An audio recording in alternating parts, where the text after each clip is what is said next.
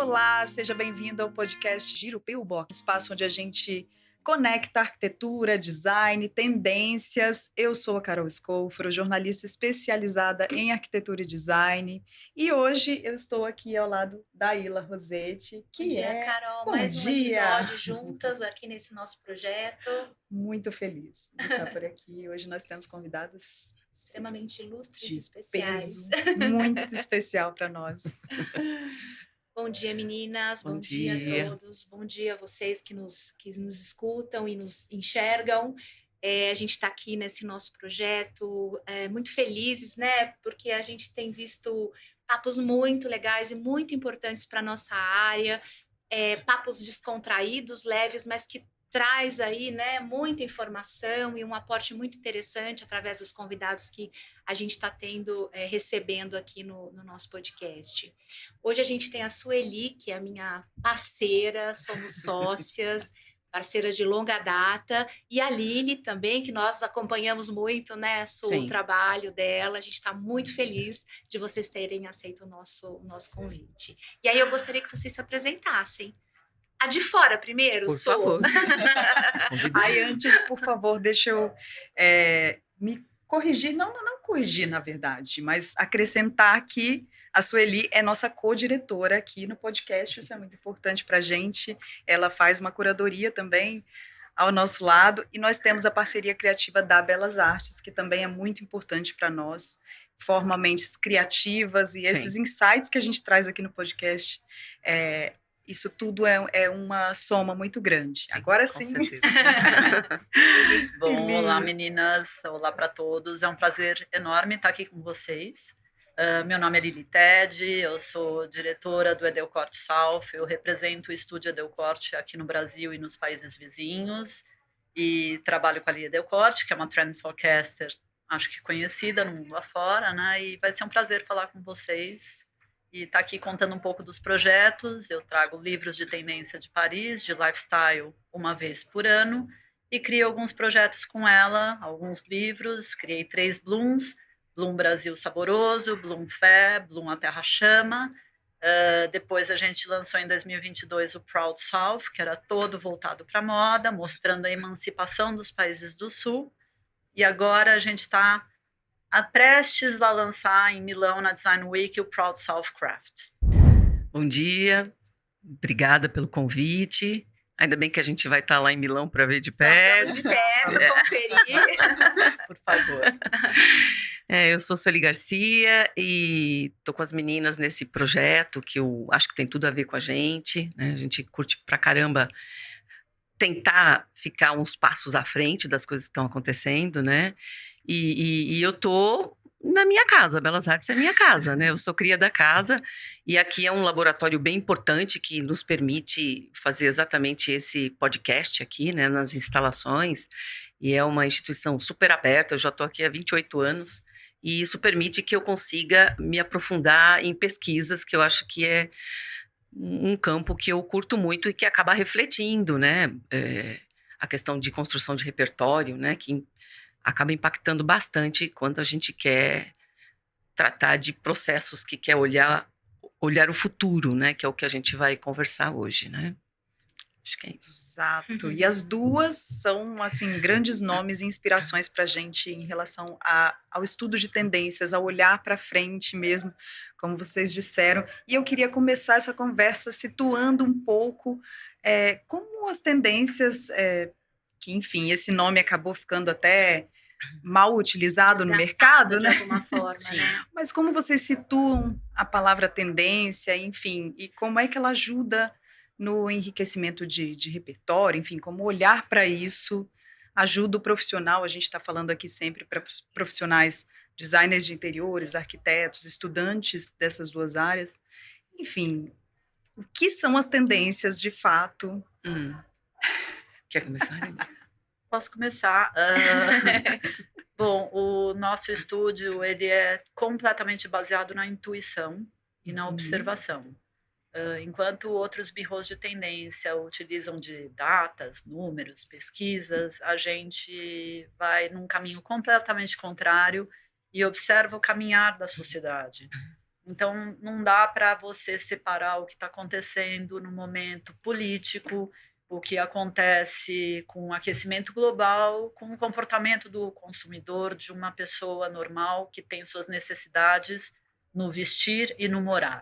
Então, tudo isso caminha muito junto e a gente vai compreendendo. Então, quando você começa a ver um design mais orgânico, começa a ver mais humor, mais mensagens no design ou na moda, isso tudo remete à necessidade que aquela pessoa, que a população está precisando de um abraço, de um carinho, de uma proteção, de um conforto. E aí você vai vendo a casa se modificar. E isso ficou muito evidente para a gente na pandemia, né?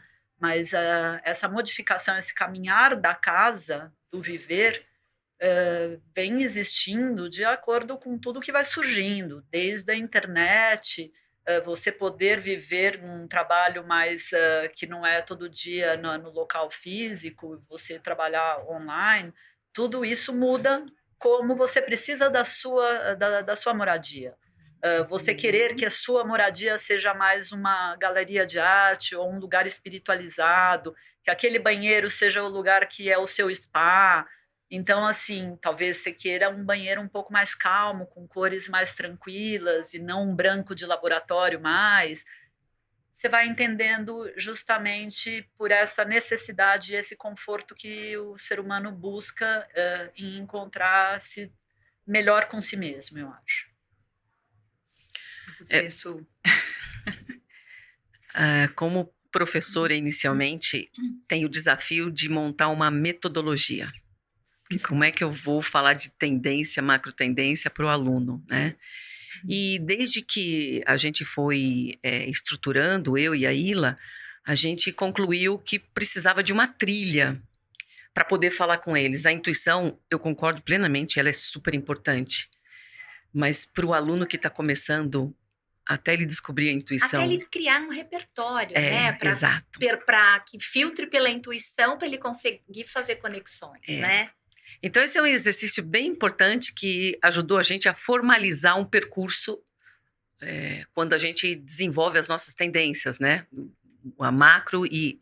Então, contextualizar, acho que foi uma construção bem interessante. Então, por um lado, a gente teve que criar uma trilha, porque os alunos têm que entender. Por outro, eu acho que o processo das tendências, ele é importantíssimo para uma visão de planejamento, até dentro de uma empresa, né? Porque ajuda, de alguma maneira, a ampliar e estar alguns passos à frente. Isso, para uma empresa, é super importante.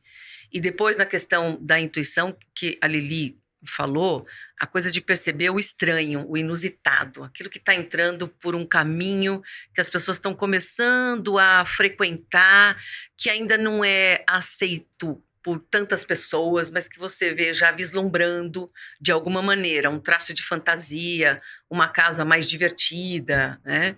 Até com brinquedos dentro da casa, tanto para crianças quanto para adultos, escorregador, para não ter que usar escada, né? Então vai rompendo paradigmas, né, do que a gente vem trazendo. E, por outro, a gente entendeu que seria uma grande construção de repertório. Trabalhar com tendência nos levou a ganhar 3 concursos, né, desde 2018. Isso para a gente foi super importante. Então, antes de mais nada, trabalhar com tendência é uma construção pessoal e profissional. Nos dá prazer e a gente acabou colhendo frutos. Mas você volta para o começo de que a pessoa precisa, além do repertório, se autoconhecer. Sim, saber observar. E entender muito a materialidade. Sim. Porque você entender a linguagem, né? Sim, e os materiais que existem, a madeira, a fibra, o vidro, o metal, a rocha, e como pode ser trabalhado tudo isso. Então, assim, existem diversas maneiras. E como podem, às vezes, serem trabalhados juntos. Sim. Vários materiais ao mesmo tempo. Sim. Então, eu acho que isso caminha muito com o que a humanidade, muitas vezes, está buscando Porque esses materiais são os materiais que trazem tactilidade para a gente e faz a gente voltar para o mundo real. Sim.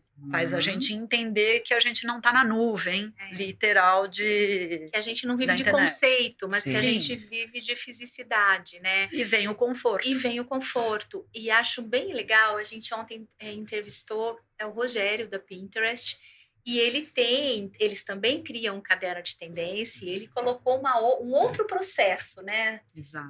Carol, que Uma vem metodologia. através da internet das coisas, né? A metodologia deles vem alimentado pelos próprios dados, né, que os usuários buscam dentro da plataforma. São os Então, curadores, né?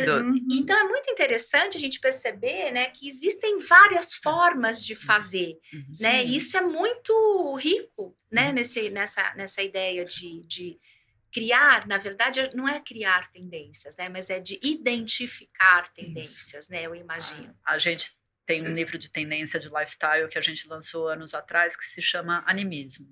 E a religião, antes de todas as religiões, é quando a gente entende que o ser humano está inserido no universo e que ele deveria pedir permissão para usar tudo, porque tudo existe alma e tudo existe energia. E a gente, na verdade, a gente sugere no final em que não faça o design, mas que busque o design na natureza nesse livro.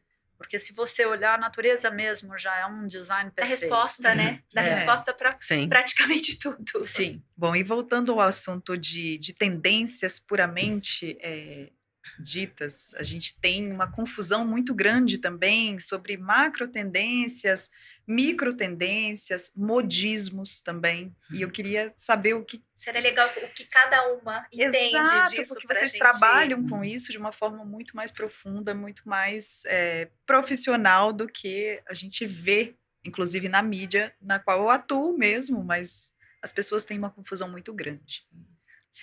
Isso é muito interessante, porque quando a gente chega num ponto assim de mais sofisticado do estudo das tendências, a gente cria um olhar meio assim, modismos, mas eles são importantes também.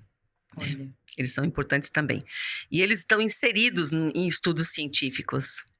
O Donald Norman, que escreveu sobre design emocional, ele coloca, inclusive, esse que supostamente é o modismo, que é o visceral. É aquele que você avança, adquire, depois você fala, nossa, mas por que eu fiz isso? Porque existe. Então, essa fatia de modismo, ela é importante. E ela pode gerar processos sobre o processo maior, né? Então, eu parei de ter olhos muito críticos para a questão do modismo. Né? Sim. E aí ele vai falar sobre o comportamental, que são umas coisas importantes que funcionam. Elas correspondem a uma expectativa, que são as que ficam dentro de um molho bem grande entre a macro tendência e o que vai para a tendência. E depois ele vai falar sobre um terceiro caso, que são objetos, seja lá o que for, que ele tem a questão do simbólico. O objeto, ele pode nem ter uma aparência que me agrada ou coisa do gênero, mas eu aprendo com ele. Ele tem uma história.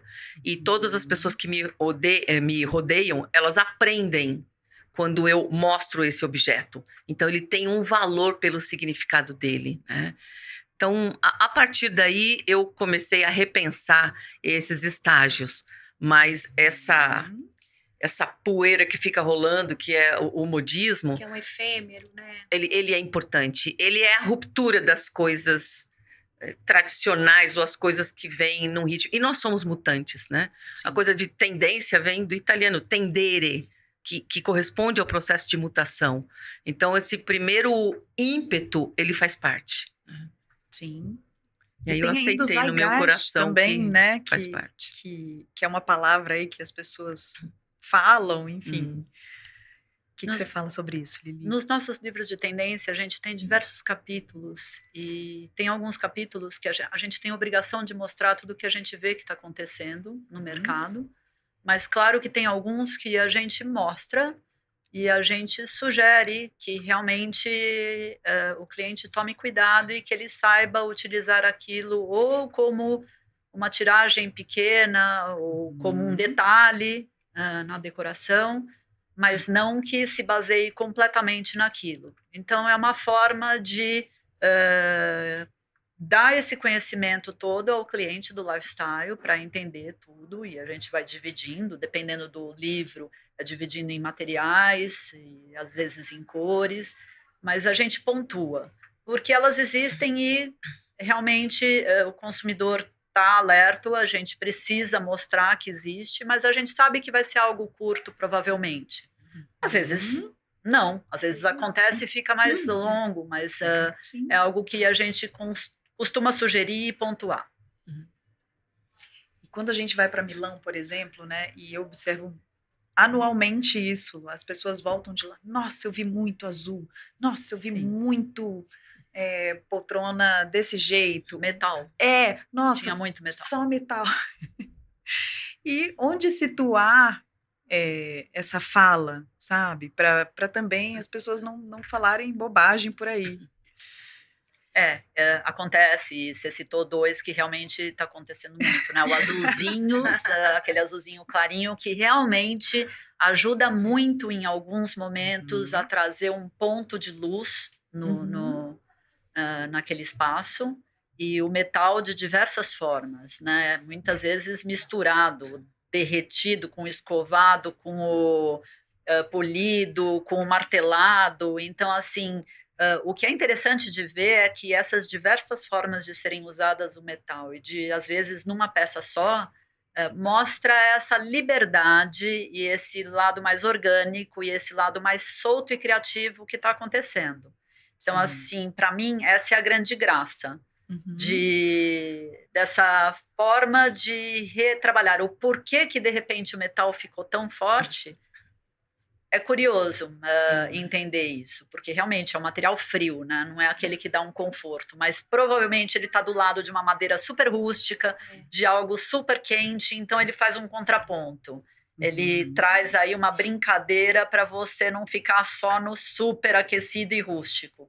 Então, eu acho que tem tudo isso, é uma composição. Que essa coisa, né, do metal, ele é frio, um elemento, né, mais lapidado, mas ainda vem com uma interferência do manual, sim, né? Que é o martelado, que é o amassado, que é o escovado. É o craft, é o que nós estamos falando nesse momento. Que acontece com as pedras hoje também. Sim. Né? As pedras que não são naturais ou naturais, elas não vêm mais polidas e brilhantes. Sim. Ela tem um desgaste que está sendo colocado nesses objetos, nesse design, nesses ambientes, para mostrar a questão da cronologia, do tempo impresso nesses materiais, que traz esse conforto, que traz memória, que traz uma história impressa nesses objetos. Eu acho que em momentos inseguros, como que a gente vive, a gente busca um pouco o romance. Para acreditar e para sonhar. Talvez em algum momento vá ficar tudo muito mais limpo, polido, linhas retas, como a gente via antes, já teve, e é bonito, é interessante. Sim. E muitas vezes é interessante fazer essa mistura. Mas hoje a gente vê muito mais o orgânico existindo aí, eu acho que por conta da necessidade de sonhar. De sonhar. Sim. Su, fala aí da sua teoria do romântico. A minha teoria é que nós estamos... que foi possível detectar numa quarta onda romântica, que foi no século XIX. As similaridades de contexto ela é muito grande, que é a falta de visão de futuro. Né? Com a Revolução Industrial era difícil saber como é que ia ser o cenário futuro. A descrença na religião, a descrença na política, na segurança do cotidiano, a questão da percepção sendo impactada constantemente, e naquela época era a velocidade das máquinas. Visibilidade, né? Visibilidade. Tomou conta. Over, né? A multidão nas cidades, e a gente tem isso acontecendo com essa invasão de informações diárias, onde a gente tem que aprender a fazer a curadoria daquilo que a gente está vendo, né? Então, tudo nos estressa. No século XIX, apareceram ali várias doenças de estresse, Sim, agorafobia, claustrofobia, depressão, melancolia Ansiedade. e etc, né? E a sensação da perda da identidade, né, se dissipando, Sim. e o meio ambiente, né, sendo devastado para a implantação das Das cidades indústrias, industriais. Quer dizer, dadas As devidas proporções. proporções, nós estamos num quadro muito similar. Similar. Então, a gente teve uma segunda onda, que teve uma crise também climática, que foi nos anos 60 para 70, que provocou o movimento hippie. A gente tem uma descrença no final do século passado, década de 80 e 90, principalmente, né? E o novo milênio, porque a gente não consegue desenhar o futuro a longo prazo, né? sim. Chegou o ano 2000 e a gente não consegue, porque nós somos atropelados por coisas que nós não controlamos mais. Então, parece que o mundo seguia uma direção, passou por uma lombada e ele extraviou do caminho. E agora a gente está sem tempo, porque nós somos atropelados por muita coisa acontecendo ao mesmo tempo. Bom, dito tudo isso, o que vai moldar a nossa casa nos próximos anos? Começando por Lili. Nossa. Essa é difícil, eu deixo você responder primeiro. Essa é você, é pra você, Lili. É para você. Mas eu Que volto a forças. algumas palavras que eu falei inicialmente. Eu acho que é o conforto, o sonho. É um lugar onde você se permite ser você e se descobrir, né? Na verdade, a gente está em verdadeira mutação o tempo inteiro. Então, é onde você pode realmente estar em contato com você mesmo. E é onde você pode relaxar. Dita essas palavras, eu acho que o quarto deveria ser algo mais simples, mas extremamente confortável e gostoso e aconchegante. O banheiro, onde te traz realmente muita paz, onde seria um verdadeiro spa relaxante para você. Acho que brasileiro, inclusive, gosta muito de banheiro, né? Sim, é muito da nossa cultura arcaica, né? A cozinha é extremamente importante e aonde todos deveriam estar juntos cozinhando e celebrando. Então deveria ser um espaço realmente que por muitos e muitos anos no passado foi pouco usado, desenhado, né? E foi tomando mais corpo e mais necessidade. E as cozinhas ficaram mais abertas. Mas eu acho que hoje tem que existir esse lugar onde tem o coração da casa. Muito mais do que uma sala. A sala deveria estar junto com a cozinha. Então, assim, a cozinha deveria estar no meio da sala, talvez, inserida, né, ali. De uma forma que realmente permitisse com que todos cozinhassem e todos celebrassem juntos. E, claro, um lugar, se possível, para você estudar e relaxar. Então, dito isso, acho que os materiais, a madeira aquece, a pedra traz essa energia, esse contraponto, o metal trabalhado, porque a gente quer o craft, afinal de contas eu estou fazendo um livro agora sobre craft, então assim, é impressionante ver a quantidade de designers. Assim, a gente fala do Grande Sul, né? A gente fala dos países do Hemisfério Sul. A gente não usa a palavra hemisfério, porque se você olhar o México, o Marrocos, está no hemisfério norte. Mas são países que sofreram como nós, ou por uma colonização, ou por não serem... A gente usa a Europa, os Estados Unidos, Japão, países muito ricos, e que sempre ditaram a norma, da regra, do que era bonito, do que deveria ser feito, e a gente sempre assumiu isso. Então, o nosso discurso como Proud South, Sul orgulhoso, é justamente mostrar o quão criativo e maravilhoso nós somos. E é impressionante quando a gente coloca uma quantidade de designers, de artesãos, de arquitetos juntos.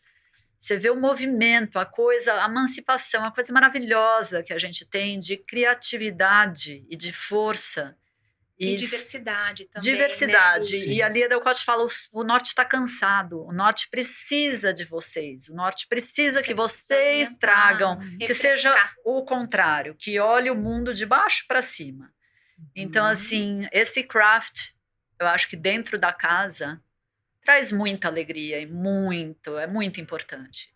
às vezes te faz sorrir, às vezes te faz se sentir abraçado e confortável. Então, a gente precisa desse craft. A gente não precisa mais de grandes showrooms, a gente precisa de casas acolhedoras e aconchegantes.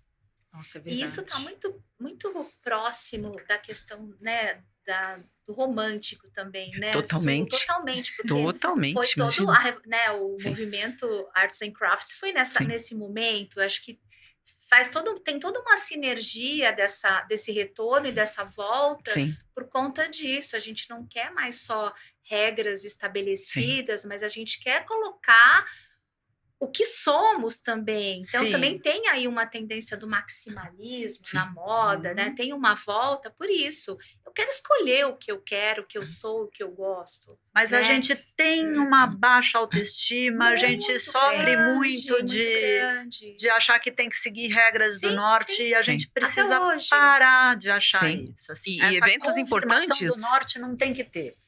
E eventos importantes insistem ainda no design de interiores em sim. usar cartelas europeias ou coisa Sim, do gênero, sim. né?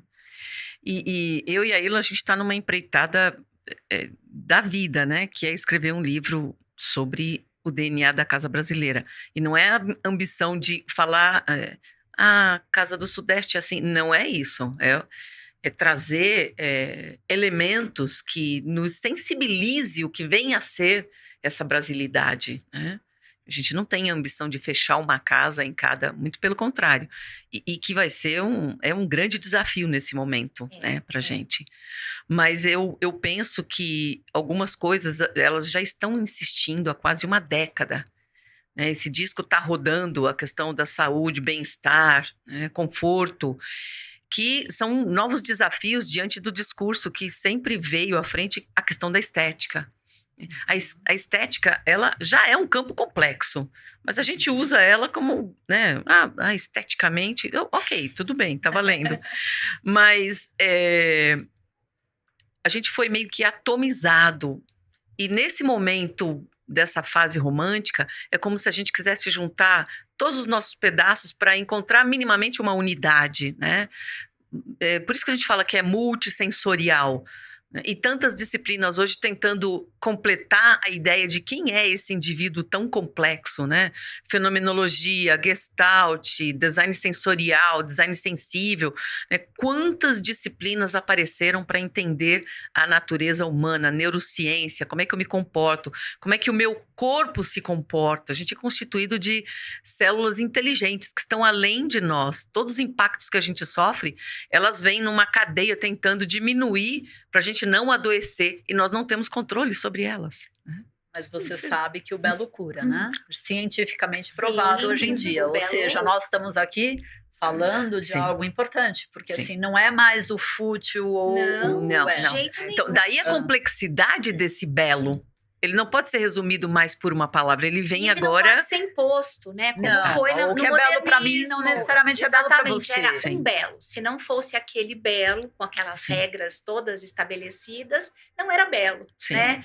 Então a gente está nessa busca que não é mais um belo, são belos, né? São várias sim, belezas que podem ser trazidas. Sim, e- mas mesmo assim ainda existe o belo óbvio, né? Tem uma pesquisa que mostra que quartos de hospitais em que o paciente consegue ver a natureza lá fora, ele sim. sara Que é do mais humano. rápido Sim, do que os sim. que não. Sim. Então, assim, claro que a gente começa de uma base para depois Sim. ficar mais amplo para o que é belo para cada um. Sim, mas acho que tem não, com certeza, tem algo que é do humano, né? Sim. Sim. Do que o que traz conforto, o que traz alento, Uhum. né? O que traz felicidade mesmo. Sim. Acho que a natureza é o nosso grande desafio, né? Sim. Nessa questão. E a volta a isso é lá no DNA o meu antepassado, Sim, que arcaico, adorava né? as forças da natureza e Os criou rituais. rituais para com ela, para sobreviver. Hoje a gente destrata. E, É não, verdade. e quebra os rituais todos. É o Sim. biológico. Vai para a praia sim. com uma caixa de som, joga papel na... Joga papel na areia. Então, assim, é impressionante, né? É, Como a gente está num caminho muito, a gente precisa se reeducar. Uhum. sim. Se reconectar. Mas, Sueli, o que molda a casa para você? Os elementos que você acha, que você vê, que você Acha no sentido de encontrar mesmo Sim. nos estudos e nas observações das tendências. Não há uma definição e nem um checklist. A gente começa colocando o ser humano no centro. E aí eu vou desenvolver percursos para descobrir quem é ele. Ao mesmo tempo eu na parte jornalística e recebo muitos projetos e tudo mais, e percebo as casas se tornando muito tecnológicas e essa invasão, como eu disse, né, Sim. da tecnologia e até que ponto isso nos tira a privacidade também. Então é uma questão que me preocupa. É que você tem vários níveis de pessoas que lidam com tecnologia. Eu jamais teria uma casa inteligente, né? A Alexa já me é suficiente. Eu não ia conseguir fazer nada dentro desta casa. Eu mal consigo ligar minha televisão direito atualmente. E se a gente vai para os arquétipos, a gente... a gente enxerga mais. Dos Sim. meus filhos, assim, nesse sentido. E aí a gente percebe quando estuda arquétipos que realmente tem a diferença. Você tem o aventureiro, que é o caótico, a casa dele vai estar sempre aberta para mudanças, que é o craft. Ele tem orgulho de ver a digital dele ali dentro. Ele pensa na comunidade, né, na identidade, de trazer essa veracidade para dentro da casa. O visionário, que é o sofisticado, é o colecionador, o que gosta de mais privacidade, né? O que pratica o belo como uma coisa importante para ele, que chega antes, né? E tem o idealista, que é o gerenciador, que é o racional. Esse é totalmente conectado com a tecnologia, ele vai querer uma casa inteligente, né? Então é muito e interessante. Tem a mistura de tudo isso também. Né? Nunca é puro. Só, né? Nós somos os 4, só que intensidades diferentes. Né? Quando você faz um estudo para descobrir isso, você fala, ok, as coisas estão fazendo sentido. E aí um briefing comum de perguntar a partir dele é muito pouco. Eu não preciso fazer essas perguntas, eu já sei. Gente, eu queria um pouco nessa linha da pergunta que a Carol trouxe. Eu queria que vocês falassem um pouco. A gente está aqui numa teoria, né? Estamos pensando num futuro, a gente está falando de tendência. Mas como a gente está vendo isso, não nas grandes mostras, não nos grandes acontecimentos de tendência que vão mudar, né, percepções, mas no nosso dia a dia, na nossa vivência, como é que os profissionais ainda estão, né? Eu identifico muito uma repetição de padrões ainda em showrooms, em lojas de planejados, né? E como ainda existem, né, ainda existe um mercado muito grande que parece que ainda não se conectou com essas novas tendências ou essas novas inclinações, né, de comportamento. Eu acho que existe uma resistência, às vezes, muito grande das empresas de mudar, de se adequar ou de ousarem propor, nem que seja numa quantidade menor, numa produção menor. Pequenos pedaços, pequenos né? pedaços de... Quando tenta usar, a ousadia é tão... que é quase imperceptível. Né? Então, assim, eu acho que é uma responsabilidade do empresário, da indústria, ousar e tentar um pouquinho algo a mais. Eu acho que o consumidor em si está pronto e quer. Eu também acho. E não, eu não estou falando de uma classe super alta, eu estou falando para todas as classes. Uhum. Então, assim, o belo, de novo, que é importante, precisa ser oferecido em todas as classes e precisa ser oferecido uma variedade e opções mais interessantes e mais táteis para todos. Então, eu acho que é muito mais da indústria Sim. ter esse corpo e criar essa coragem, porque senão daí o que surge? Surgem os aventureiros que fazem os seus próprios para poder sair do lugar comum e criar, o que é maravilhoso, de uma certa forma, se torna um artesão dentro da sua própria casa. Sim. Nada contra, acho lindo, mas a indústria poderia usar um pouco desse espaço, na minha opinião. Isso é horrível, porque quando a gente tem experimentação, a gente percebe que é um projeto que a gente quer publicar, que a gente quer que vá para a capa de uma revista, que a gente quer que as pessoas vejam para elas se inspirarem. Sim. Então, olhar para frente, olhar para tendências, acho que também leva a esse caminho, a ousadia mesmo, a experimentação E eu achei sensacional isso que você trouxe, Lili, da gente desconstruir mesmo essa rigidez que a gente adquire quando a gente, né, fica adulto. É, A gente tem que olhar para a criança interior e se mesmo. permitir. E ela se permite tudo, ela se permite Sim. experimentar a Sim. vida. Sim, acho que né? experimentar, a gente na era de uma economia da experiência, né? Tudo é experiência, Uhum. é voltar mesmo para esse eu, né, pequeno, esse Sim. eu. Que aí a gente volta Que era na coisa... grandioso, na verdade. É, que não é exatamente. pequeno em tamanho de Sim. pessoinha, De pessoinha, mas assim, não, a mas liberdade era de algo... experiência, com E certeza. que tem a ver com o autoconhecimento que você citou inicialmente, né? Claro. Hoje, para ser um designer, para atuar, a primeira conversa que a gente tem é autoconhecimento. Você é o laboratório, né? Porque você vai lidar com o outro. Sim. Mas Olha é que uma das coisas interessante que a isso. gente fala bastante, assim, tipo, como se destacar no mundo de hoje, uma loja. É a experiência, que é o que você falou. A vontade de querer publicar algo, porque você Sim. se conectou com aquilo, te trouxe algo para o coração, para dentro. Isso. Então, não é mais um projeto, é o projeto. Exato, Sim. traz um fôlego novo, né? Então, a e gente para seduzir o precisando outro, disso. eu tenho que conhecer a natureza humana. Sim, Sim. o humano está no centro Senão de não tudo. fecha. Milão, nesse ano, o tema é esse. É, Pensado para humanos. É. Então, eu tenho uma pergunta para a Lili, que é assim, há uns 15 anos ou mais, inclusive, a Li falava de casa-ninho. Isso de fato aconteceu. A gente teve aí também a pandemia, enfim, a casa virou um ninho, mas muito antes disso a gente já via isso. Então, assim, ela tem essa coisa de observar e você vive essa realidade. E o que que ela tem dito que vem aí na próxima década? O que dá para a gente falar sobre isso? Eu nunca me esqueço que em 2012, quando ela veio para cá, ela apresentou Isso. o livro de tendência Nomadismo, e ela falava que a sociedade ia se tornar nômade. Nômade, olha só. E eu lembro de um monte de pessoas olhar para mim e falar assim, doida. doidou, né? É doida. Doidou total. Isso, ela olhava muito à frente. A assim. gente é nômade É hoje, nômade. né? Totalmente. Sim, A pandemia Sim. adiantou um Acelerou. pouquinho, acelerou o processo. Sim. Ela fala muito da gente ter ido para o rural, como muitas pessoas foram, que a Sueli acabou de citar, e esse rural, de repente, às vezes fica um pouco mais urbano, e o rural vir para a cidade também, e a gente fazer essa Também. mistura. É verdade. Porque a gente está mais desconstruído nas nossas casas de uma Sim. maneira mais rústica. Uhum. De muitas vezes isso se unir, essas duas pontes, de uma forma em que não vai existir muita diferença do que é cidade e do que é campo. De que talvez as grandes lojas, as flagship stores, talvez não funcionem tanto e tenham que existir pontos de conexões nesses rurais e em outros lugares, e experimentação é muito importante.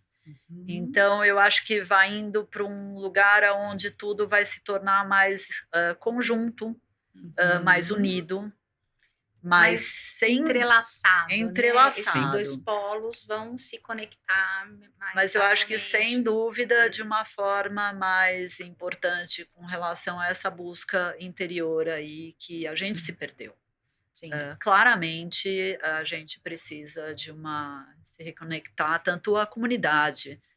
Isso é interessantíssimo. E a gente tem, ela já 3 vezes deu palestra de presente de livros anteriores para o público dela. E é impressionante a adesão e o quanto as pessoas agradecem e dizem que precisam daquilo e que é uma forma... Assim, em novembro eu estava com ela e assim, terminou, era ela literalmente chorando de emoção de ler todas as mensagens o quanto está todo mundo tão carente. Sim. De um presente, de um carinho, de um abraço, de um encontro, nem que seja online. Então, é muito interessante isso, eu acho que isso é essencial para o futuro. Nossa, que legal. E, por fim, né, a gente está quase chegando ao fim aí, eu queria saber como o profissional, né, que trabalha com interiores, enfim, trabalha com arquitetura, mas de que forma ele pode se apropriar das tendências, mas sem sair de Milão e falar, nossa, agora é tudo azul. agora só vai usar azul, sendo menos literal, assim, de que forma ele pode enriquecer o trabalho dele com as tendências. Eu acho que o profissional tem uma responsabilidade gigantesca nisso, para trazer esse conforto para a sociedade. Ele precisa saber exatamente o que ele está fazendo, para quem ele está fazendo, conhecer a pessoa que ele está falando, nem que seja ele criando a coleção dele para vender numa loja, mas ele tem que ter o DNA dele e saber que tem um público, e não atirar para todos os lados. Eu acho que é muito importante ele, mais do que ninguém, ter conteúdo e saber muito bem o que ele está falando e o que ele quer passar com o que ele cria. Mas se ele está fazendo uma casa, ele tem que conhecer muito bem o consumidor dele e falar com propriedade e trazer para esse consumidor o total apoio e carinho e cuidado para que seja a casa dessa pessoa. Então, acho é um trabalho extremamente importante, na minha opinião. Elas causam esse desejo nas pessoas e é muito fácil, né, ser seduzido por elas, mas eu achei muito interessante isso de olhar para dentro primeiro para ver o que faz sentido ser empregado. O ser humano está no centro de tudo, por mais que as tendências sejam sedutoras, a gente precisa olhar para e elas nunca são zeradas de inovação. Elas são todas trazidas de uma experiência anterior, né? Sim. Exato. Ila, eu queria saber sobre o caderno de tendências também da Casa P.O. Box, que você e a Sueli produzem também. Fala um pouquinho sobre isso, porque eu acho muito interessante. Então, no momento crítico, que a gente se debate, volta, refaz. Na verdade, assim, eu acho que esse caderno que a gente faz aí desde 2010, ele é muito voltado para esse público dos nossos alunos, né, Su? Sim. E agora eu estou inserindo esse processo de pesquisa de tendência como realmente um processo, né, que vai impactar no processo de criação do design. Então, ele vem muito nessa questão de criar uma metodologia para o próprio aluno, né, o próprio profissional, identificar possibilidades percursos por onde ele pode percorrer, né, onde ele pode caminhar. Então, acho que o caderno ele vem um pouco nessa nossa necessidade de criar metodologias, porque é um pouco da nossa natureza, né, de professor, e traduzir isso em imagens de design de interiores, no nosso caso. Né? Então, criar o mood, criar o painel semântico, traduzir cartelas cromáticas e criar possibilidades de atuação, não verdades, né? Mas são imagens simbólicas, né? Questionamentos a respeito do que a gente lê e compila, né, dos relatórios de macro tendência, que aí são vários que a gente percorre. Possibilidades, caminhos, aumento de repertório. Isso é muito importante para um profissional. Porque quando a gente tem um repertório muito pequeno ali, fica no dia a dia, não abre esse leque, a gente tem projetos... vai fazer painel ripado de madeira para todas as nossas obras. Pelo amor de Deus. E é o que eu menos quero na minha vida. O que eu quero é realmente publicar projetos que sejam inspiradores e que as pessoas falem, nossa, nunca vi nada igual. Ali tem uma identidade, né? Ali tem uma pessoa morando, que tem uma história, uma narrativa, é isso que a gente precisa hoje. Quanto maior for o seu repertório, mais livre você é para criar. Exato, é um exercício, né? E Lili, eu queria saber também do livro que você está preparando aí. Fala um pouquinho mais pra gente também. Então, é o segundo da coleção Proud South, né? O primeiro a gente lançou em 2022. Esse a gente lança agora em Milão, durante a Design Week. Ainda não posso anunciar o lugar, porque eu estou em tratativa de onde vai nosso calendário. Aonde vai ser a palestra dela, da Lia Del Corte, mas eu estou aí conversando. E ele se chama Proud South Craft. E é isso, gente. A gente agradece muito a nossa participação da nossa co-diretora, a Lili também. Obrigada a vocês. Muito obrigada mesmo. Esse foi o podcast Giroscópio, um lugar onde a gente conecta todas essas ideias, tendências, arquitetura, design, tudo que molda a nossa vida. Então, fico muito feliz. Ila, muito obrigada também. Obrigada a você. Obrigada a todos. Obrigada.